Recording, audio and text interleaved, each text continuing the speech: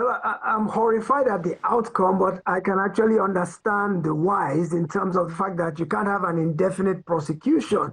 I think the foundation of the case was faulty from the beginning. For one thing, yes, murder is usually within the remit of a state to prosecute, and it's not a federal crime.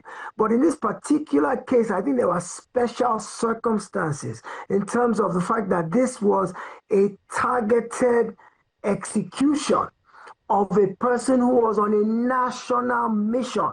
The mission to free her husband, who was the presumed winner of the 1993 presidential election, and who was advocating for the restoration of his presidential mandate. Now, that was a national endeavor. National cause, yeah. Yes, it was a national agenda. So I think by circumscribing the prosecution of that case to a state court, we had already started on the wrong foot, because I think it should have been classified as a federal crime, which would have been seen.